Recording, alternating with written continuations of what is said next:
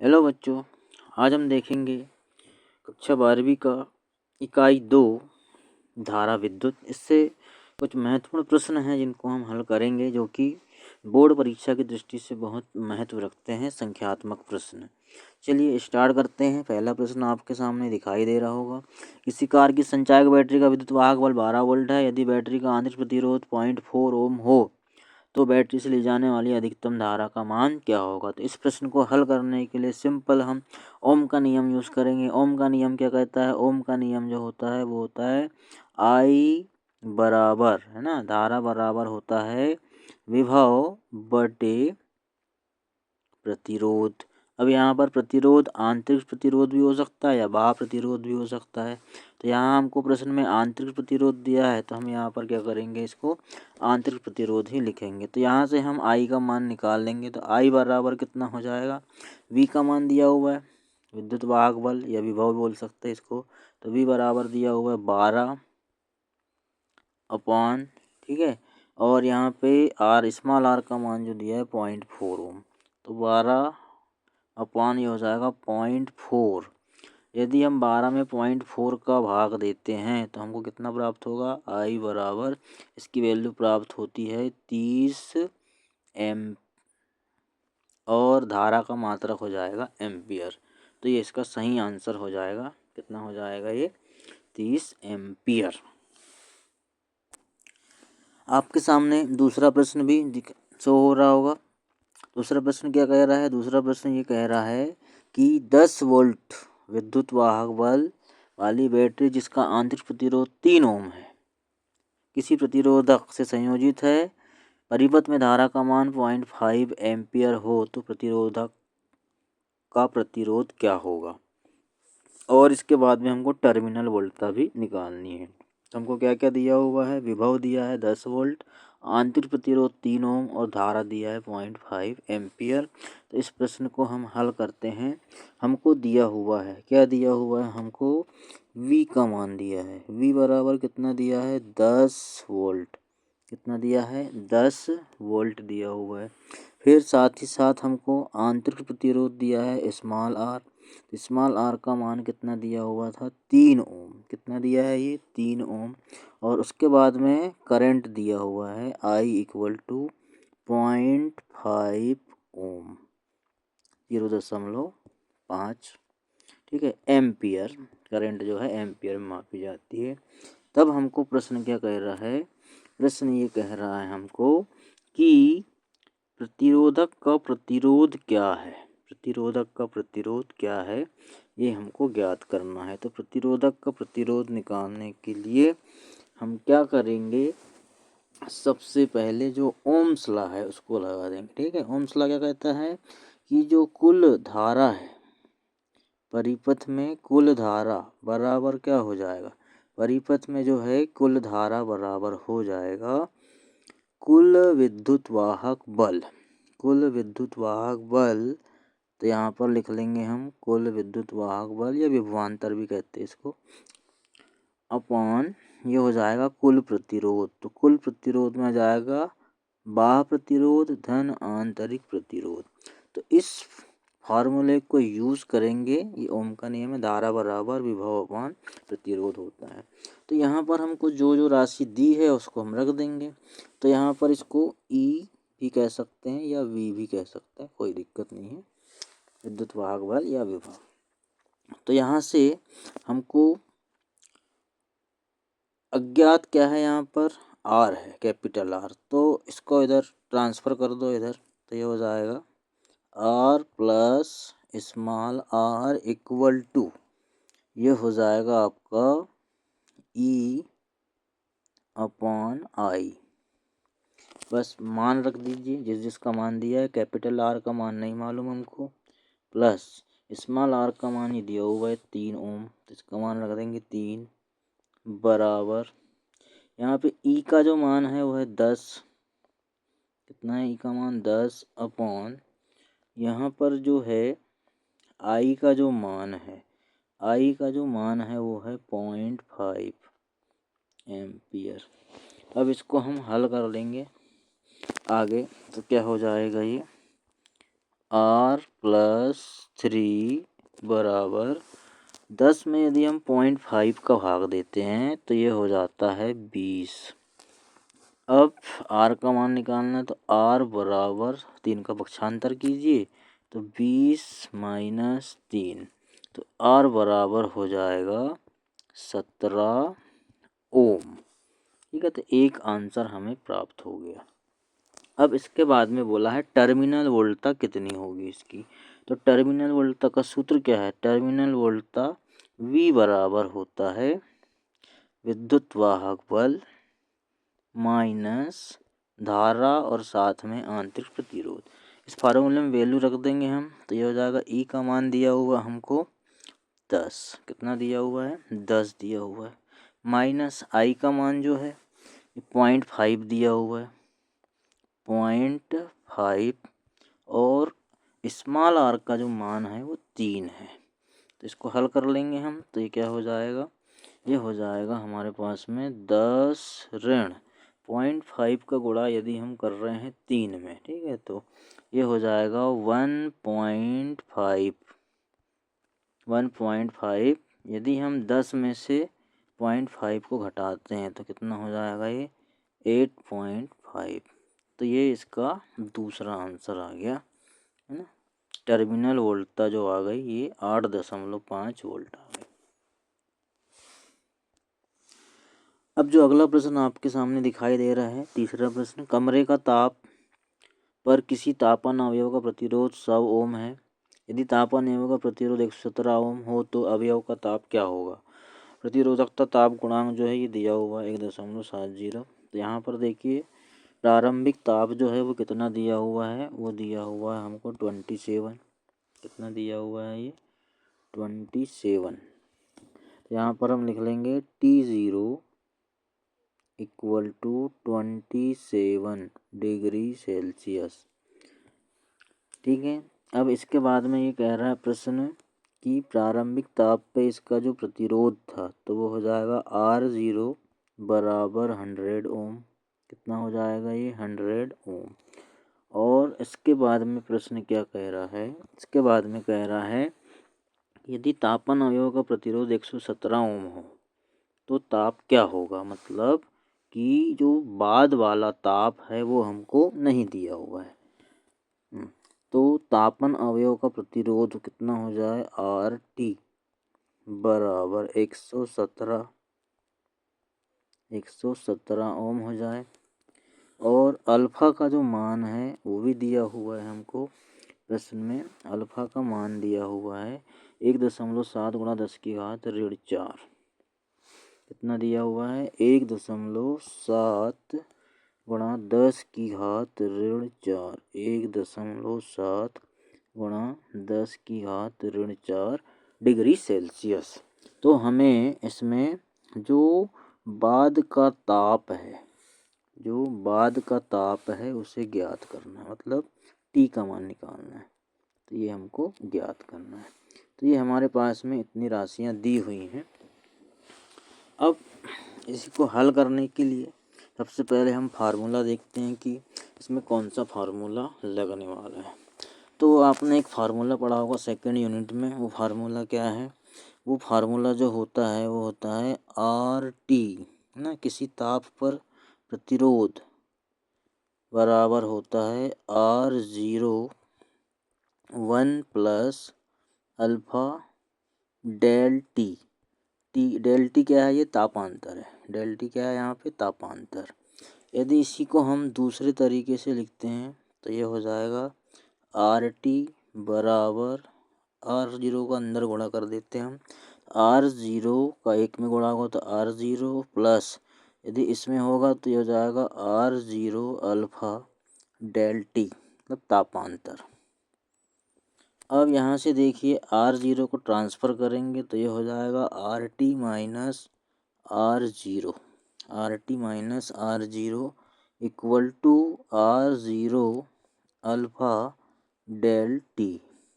यहाँ से हमको टेम्परेचर ज्ञात करना है, तो डेल टी को एक तरफ रख देंगे और बाकी सबको फिर से ट्रांसफ़र कर देंगे। तो हमको क्या प्राप्त हो रहा है, ये हमको प्राप्त हो रहा है ये डेल टी बराबर R T minus R0 upon ये हो जाएगा नीचे R0 और अल्फा। अब ये तापांतर है तो तापांतर में क्या जाएगा, बाद का ताप माइनस प्रारंभिक ताप। इसको हम ऐसा लिख सकते हैं, डेल्टी को तापांतर है ना, अंतिम ताप माइनस प्रारंभिक ताप। और ये इधर हो जाएगा, इसकी वैल्यू हम रख सकते हैं RT माइनस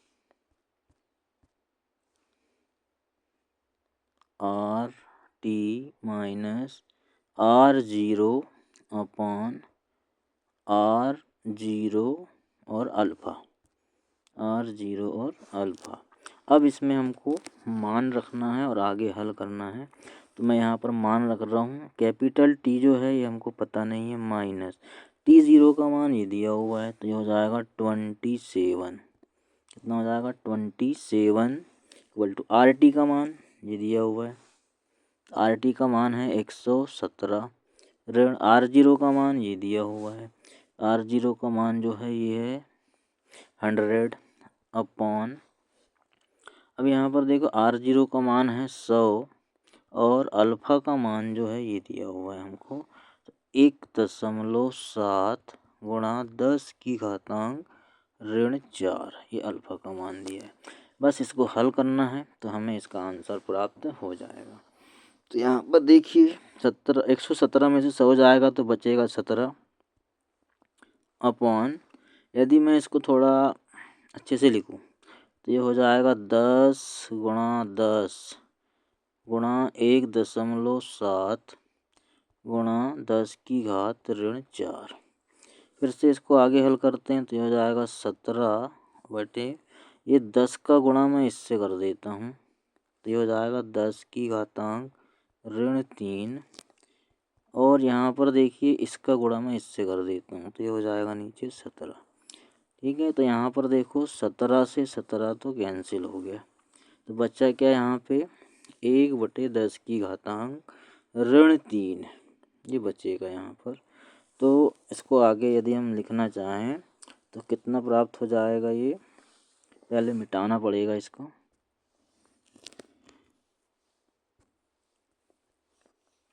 अब यहाँ पर लिख रहा हूँ मैं इसको, तो ये देखिए यहाँ पर क्या बचा है हमारे पास में T माइनस 27 इक्वल टू, इधर इसको ऊपर ले जाएंगे हम तो ये हो जाएगा 10 की घातांक धन 3। कितना हो जाएगा धन 3 ऊपर जाके, तो इसको क्या लिख सकते हैं हम T माइनस 27 इक्वल टू 10 की घातांक 3 का मतलब होता है 1000। कितना होता है 1000। बस इसको पक्षांतर करके इक्वेट कर लेंगे तो ये हो जाएगा 1000 धन, ये 27 इधर ऋण का है इधर हो जाएगा धन का तो ये हो जाएगा 27। इसको ऐड करेंगे तो ये हो जाएगा 1027 डिग्री सेल्सियस, ये आ जाएगा हमारा नया ताप। ठीक है, इस प्रश्न का उत्तर जो है जितना हो जाएगा 1027 डिग्री सेल्सियस। तो ये प्रश्न भी कंप्लीट हो गया। अब जो अगला प्रश्न है वो है चौथा प्रश्न 3.4, 15 मीटर लंबे और 6 गुणा 10 की घात ऋण 7 मीटर स्क्वायर अनुप्रस्थ काट वाले एक उपलक्षित तार में धारा प्रवाहित की गई है। इसका प्रतिरोध 5 ओम है। तो प्रायोगिक तार का प्रतिरोधकता निकालना है। इसमें कुछ नहीं करना है, सिंपल सा फार्मूला लगाना है। प्रतिरोधकता बराबर क्या होता है, प्रतिरोधकता बराबर होता है प्रतिरोध गुणा इसका अनुप्रस्थ काट क्षेत्रफल तार का और आ जाएगा नीचे L। बस इसमें मान रखिए, R का मान यहाँ दिया हुआ है देखिए 5, A का मान भी दिया हुआ है 6 गुणा 10 की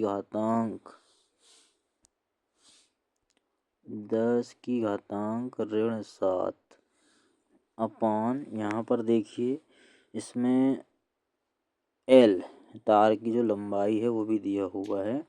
तो तार की लंबाई है 15 मीटर।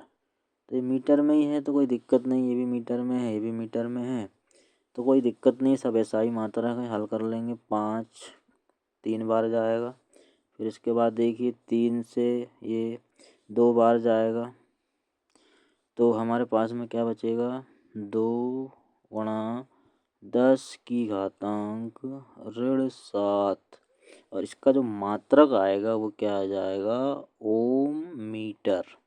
क्या हो जाएगा, विशिष्ट प्रतिरोध का मात्रक या प्रतिरोधकता का जो मात्रक होता है ये होता है ओम मीटर। तो इस प्रकार से इस प्रश्न को बहुत आसानी से आप हल कर सकते हो। बहुत सिंपल प्रश्न है, बस फार्मूले आपको पता होना चाहिए। अब जो अगला प्रश्न है जो आपके सामने दिखाई दे रहा है 3.5, इस प्रश्न को देखते हैं हम। ये प्रश्न बोल रहा है सिल्वर किसी तार का 27.5 डिग्री सेल्सियस पर प्रतिरोध इतना है, 100 पे इतना है प्रतिरोध, सिल्वर की प्रतिरोधकता निकालिए। तो इसमें सिंपल वही फार्मूला लगाना है हमको। देखो ये हो गया आपका R0, ये हो जाएगा RT, ये हो जाएगा T और ये हो जाएगा आपका T0। ये वैल्यू दी है, हमको क्या निकालना है, सिंपल इसका प्रतिरोध ताप गुणांक निकालना है। तो चलिए इसको हम हल करते हैं।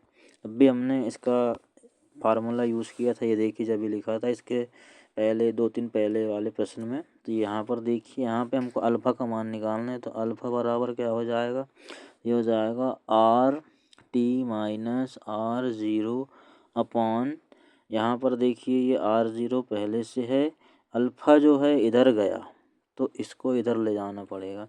यहाँ पर आ जाएगा T-T0 तापांतर को। ठीक है, बस इसी में मान रखना है और हल करना है। यहाँ पर देखो RT का मान कितना था, 2.7। एक मिनट देख लेते हैं। 2.7 है और R1 का मान 2.1 है, -2.1 अपॉन R0 जो है, R0 का मान कितना है 2.1 और T का मान जो था ये 100 डिग्री सेल्सियस माइनस T0 जो था 27 कितना था ये 27.5 था। ठीक है, बस इसको हल करना है तो हमको अल्फ़ा की वैल्यू प्राप्त हो जाएगी। तो इसको मैं यहाँ पर हल कर देता हूँ आपके सामने। तो ये क्या हो जाएगा, देखिए 2.7 में से 2.1 घटाएंगे तो क्या मिलेगा हमको, अल्फ़ा बराबर हो जाएगा 0.6। कितना प्राप्त होगा ये 0.6 और नीचे जो है 2.1 है गुणा, इसमें इसको यदि हम कर रहे हैं घटा रहे हैं तो यह जाएगा आपका 72.5। बस इसको हल कर लेंगे हम तो ये जाएगा 0.6 और इसमें इसका गुणा करेंगे हम। तो गुणा करने के बाद कितना प्राप्त होगा देखते हैं। तो ये हमको प्राप्त होगा 152 152.25।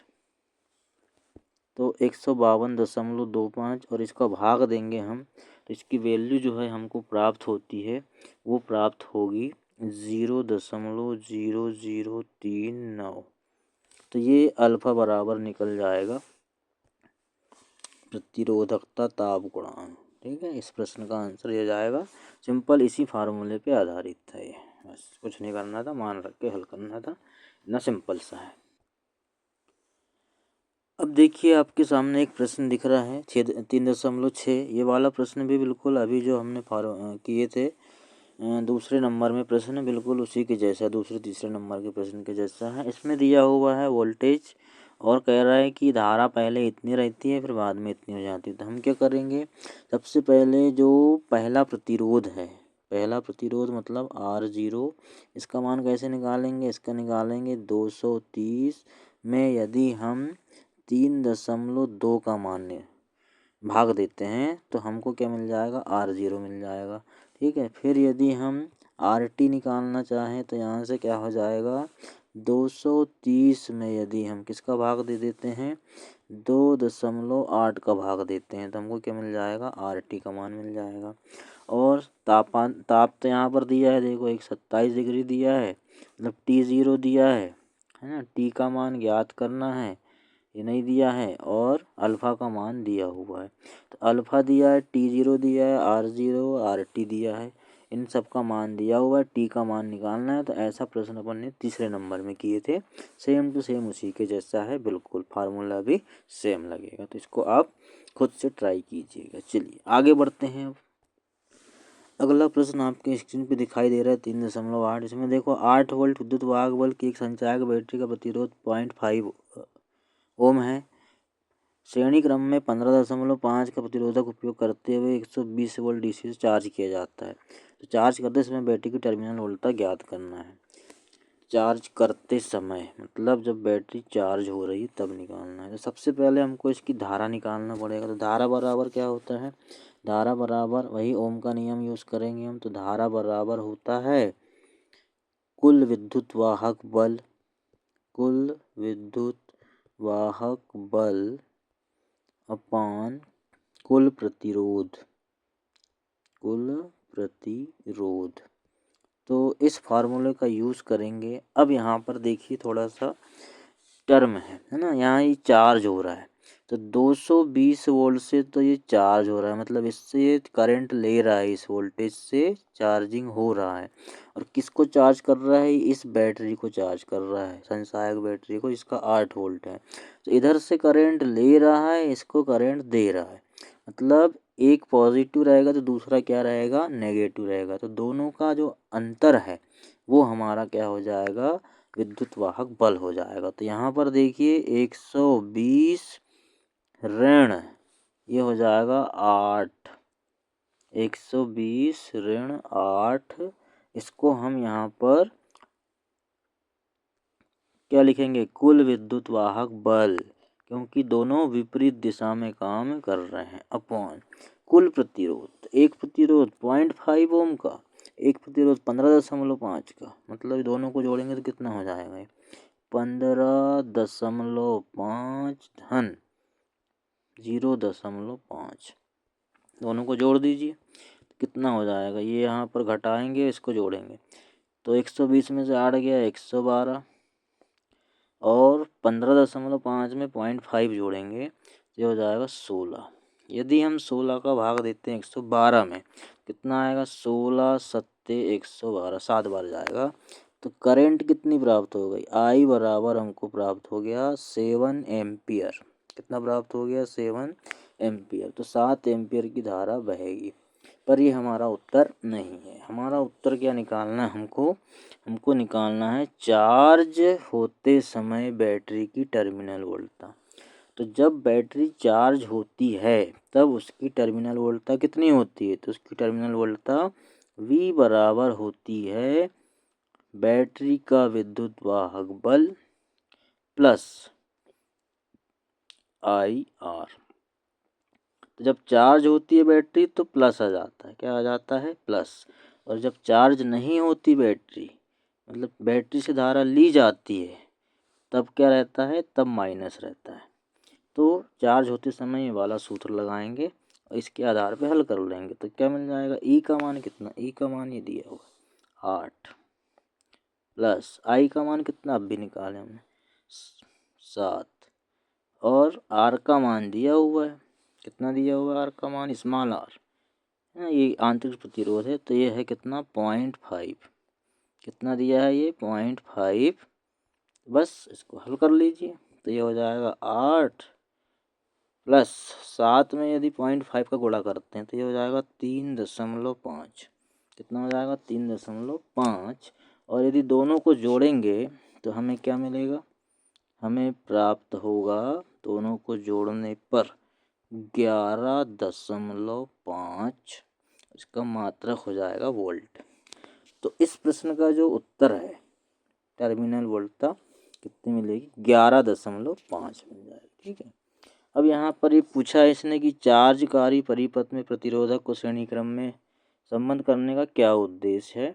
तो इसका ये उद्देश्य होता है कि परिपथ में धारा को नियंत्रित करना, है ना, इस प्रतिरोधक का महत्वपूर्ण उद्देश्य होता है, ठीक है, चार्ज करते समय। नहीं तो फिर धारा नियंत्रित नहीं होगी तो जो ये संचायक बैटरी है ये कैसी हो सकती है, ये ब्लास्ट हो सकती है। इसलिए धारा को नियंत्रित करना बहुत ज़रूरी रहता है। तो आज यहीं पे स्टॉप करते हैं। आप सभी का थैंक यू।